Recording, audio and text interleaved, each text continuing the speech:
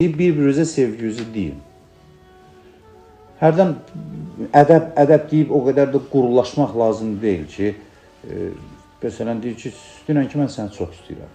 Bu sözü dinən. Amma ucuzlaşdırmayın da, yəni davranışınızda bir ədəb olsun. Xüsusilə də böyüklərlə. Qəlb təqvası məlum olur ki, əməl təqvasından üstündür, elə deyil. Təqvanın üstün dərəcəsidir. Harada işlətsə yaxşıdır bu sözü? Deyir, o kəslər ki, Peyğəmbərin huzurunda səslərini aşağı salırlar.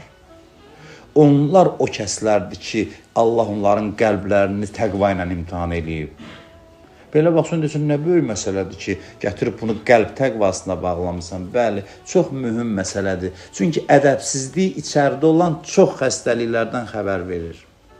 Ədəbsizlik elə belə sıradan bir şey deyil. Ədəbsizliyin içində mənəvi, əxlaqi, mənfi keyfiyyətlər var. Və ədəb özü kiçik gəlməsin, ədəb için saflığından xəbər verir. Adamda ədəb gördünsə, oyun çıxartmaq yox, ədəb. Ədəb ərkan gördünsə, bil ki, ürəyində nuraniyyət var. O bir dənə ədəb çox şeydən xəbər verir, hürrün şəxsiyyət olmağından xəbər verir. Cılız insan, şəxsiyyətsiz adam tərbiyəsiz davranır, ədəb qaydasını bilmir.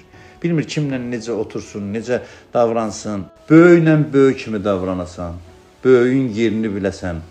Ona görə ailədə deyir, onu məşq elə. Ailədə, ailənin içində. Ata anaya ədəbi öyrətsin, ana ataya qarşı ədəbi öyrətsin. O ana ki, ata evə girəndə övladına demir ki, dur özü yığışdır, atan gəlib, o ana uşağını bədbəxt eləyəcək. Atanın, ananın ayağına durmayan övlad bədbəxt olacaq 90% hallarda. Nə qədər ona Quran öyrət, namaz öyrət. Din ədəb üzərində qurulur. Çünki ədəb ruhda hazırlıq yaradır. Adam ədəbsiz təqvalı ola bilməz. Allahın lənəti olsun bu qərb mədəniyyətinə ki, səmimiyyət adı ilə ədəbsizlik gətirib cəmiyyətə. Mən səmimiyəm, necə varam eləyəm. Çıxır, nə gəldi danışır, deyir, mən riyakar deyiləm ki, cəmiyyətin fikri ilə oturur. Mən beləyəm.